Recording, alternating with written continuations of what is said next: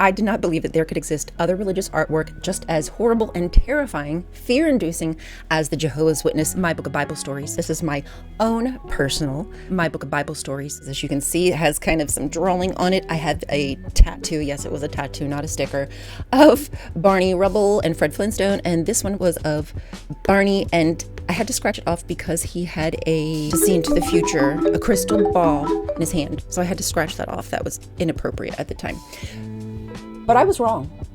There is other artwork that is pretty terrifying. A friend of the channel, Amy, sent this Catholic children's Bible story book to me. And after perusing some of the images, and thank you, Amy, she sent this to me back in, I believe, December, so I do apologize that it's taken me so long to get to it. But the artwork within this book, not only is some of it goofy AF, kind of oddly specific, but some of the faces are so creepy. I promise you. Just wait, let me show you. Oh, yeah. There's just something about these faces. This is Lot and his two daughters, and right there you can see his wife turning into a pillar of salt because allegedly she looked back, so God had to punish her. But the look on their faces, the eyebrows. Why do I feel like their eyebrows are from like a 1940s, 1950s film? That expression is pure terror. Is this supposed to be his bag of wine, like a box of wine, but it's a bag of wine? Because it doesn't seem like they're carrying anything, and allegedly they got him drunk, so I'm just assuming that's what's in the satchel. What's in the satchel, Santa? I cannot even do those eyebrows. Like, I can't do those. That's as doable as I can do.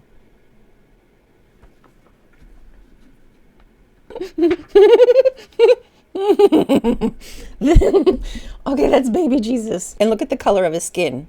Clearly, and I do mean clearly, he's a bit more pale than you'd think some gentleman from the Levant would be. And Mary. Oh, Mary. Oh, I'm guessing, is that Joseph? Oh, Joseph's the one with the little halo, and Jesus got his little baby halo. Oh boy, Jesus got a 5 head. Poor baby Jesus. But look how white they are. These are people from the Levant, and all of them are pale AF. I might try to take a better picture and like pop that up there if I can. Look at these fucking immigrants. I bet they don't have papers. Criminals. Go back to where you came from. Oh, this is... Oh my Lord. That's not rhetoric. It's my... No, it's not my word. But the paleness. The paleness. What the... Why has he got a cross? Excuse me, Mr. John the Baptist. And it seems like they make them all a little bald. I'm guessing that was a thing. This book is from the 1980s. I'm not sure if I said that. I believe it's like actually 1980. So maybe that was a thing that they're trying to recall from older artwork. But even Jesus, I don't know if that's supposed to just look bald or be like a bright glowy spot. But it's like that on some of his other pictures too. Look at them gam. Oh, he doesn't skip leg day, I don't believe. But those legs need to see the sun. Jesus. Okay? Don't be afraid. Oh, they just got like guy using crutches, a staff. So they got the people waiting to be healed already, watching Jesus get dunked under the water, maybe hoping that he'd be carried away because they're tired of hearing him. I don't know. All right. Okay, this is going to be the last one that I show you because I'm going to do some kind of series on this. I had recently started from Genesis, just kind of working through the chapters and doing like an atheist deep dive, like autopsy of sorts. And maybe I could do a similar thing with this children's Bible story book of sorts. Does Jesus not look... He looks so divine. He just looks like he has himself together. And look at that expression right there in the guy in the middle. You won't believe it. That's unbelievable. So it looks like each chapter is approximately 3 to 4 pages long each. And that's about how big a page is. I think we should read the first chapter and just see what it's like. What do you think? We're going to do it. The creation of the world, Genesis 1. God, a living being, all-sufficient and happy in himself, had no beginning. He always was. Nothing existed but God alone. And then according to his plan, God's goodness broke out in a creative act, and at that moment, time was born. Look what I can do. As the Bible describes in this moment, it pictures an unformed mass of earth, waste and empty, darkness hanging over the abyss, and above the waters moved the Spirit of God like a mighty wind. God said, "Let there be light," and there was light. God saw that the light was good. God separated the light from the darkness, calling the light day and the darkness night, and there was evening and a morning. Does this seem as though it's just going to go? No, because it really does tell stories. Then God said, "Let there be a firmament in the midst of the waters to divide the waters," and so it was. And God made the firmament, dividing the waters that were below the firmament from those that were above it. God called the firmament heaven, and there were evening and morning the second day. Okay, so far this really does seem as though it's not bar for bar going through the creation story, but for the most part. Okay, so it seems as though what they've done is they've combined Genesis 1 with Genesis 2. I believe. I could be wrong. We'll find out, because the next story is Revelation. They go to the creation of the angels. Very interesting. So they throw the creation of the angels right behind the creation of the earth and humans. I see what you were doing there. Very smart. Okay, does this give any... Okay, here we go. This is the story of the heavens and the earth at their creation. Nobody was present when God created the world, and man could not know about it unless God chose to let him know. That's a really good way to cover your ass. He inspired holy men to tell us the great profound truths of creation in simple, imaginative stories. Yes, holy men. Thank you for those holy men. What they've done for the world. So many great things. These stories were written only centuries after creation. Only centuries after creation. Really? Okay. And were written in a style of writing common at the time of the author. The biblical writer describes God as talking, consulting, and resting. He knew that God did not do these things. God simply willed and the things came into existence. But this manner of telling the story helps us to understand more easily the great truth that God created the world. Okay, so Catholics don't believe that it's a word for word historical happening, like a chronological order of the creation?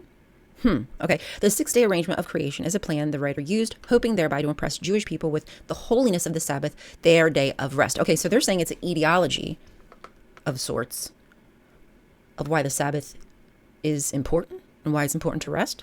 I don't think I knew that. So if that's the truth, I don't know whether or not that is, but that could be very interesting. God rested, so it was right that the Jews rest on the 7th day. Again, now their 7th day, I believe, would be different than the Catholics. Do the Catholics not celebrate or memorialize the Sabbath on a Sunday? And Jesus would have done that Friday night through Saturday. A little bit different. I think you're worshiping a different God there. Again, the author had no intention when speaking of a day to limit the work of any creative act to 24 hours. He just arranged an orderly way of telling us how the many creatures of this wonderful world came into being. The story of creation is a story about religion, not about science. Therefore, the creation, as told in the Bible, does not offend against science. Now you know. It is true, though, that in his creative act, as God set masterful forces of science into motion. So what they're saying is God created all of these sciences, all these laws like gravity, etc., but he's not bound by them. He just created those laws for us, but he's outside of those laws himself. Allegedly. Okay. The Catholic Children's Bible. I'm thoroughly excited to go through this and see what they have to say. It seems as though there will be some just almost practically bar for bar stuff, but then some summaries, conclusions, or what have you. So what do you think? Do you all have any suggestions? Should we go chapter by chapter? This is a big book, so this would probably take a long time. Do you want to go chapter by chapter? Would you just prefer that we pick a few random popular ones? I have to come up with all the ideas on this channel? Fucking hell. Do some work, lazy. I truly appreciate you all spending your time with me. I know you didn't have to be here, but you chose to be here with me. And to all my former J-dubs, I love you. Stay strong. I know that this is a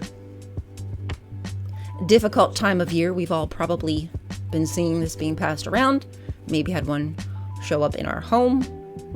Got a text, got an email, got a phone call about returning to the Kingdom Hall to memorialize, commiserate Jesus' death. It is tomorrow. Okay, wow, I'm behind. I try to put out a video about the memorial almost every year to some extent, and I've not even, okay, well, looks like I have some stuff to do. Appreciate you guys. As I said, this is the longest goodbye. Any ideas? You need to help me. Please. This isn't creepy or awkward at all. And I'll see you soon. Give me a comment and a thumbs up and subscribe if you're not a horrible person and your breath doesn't smell. Okay, bye.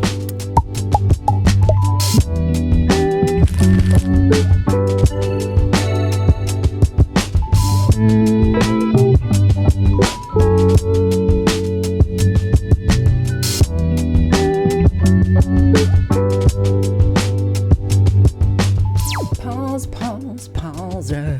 I'm gonna pause my balls.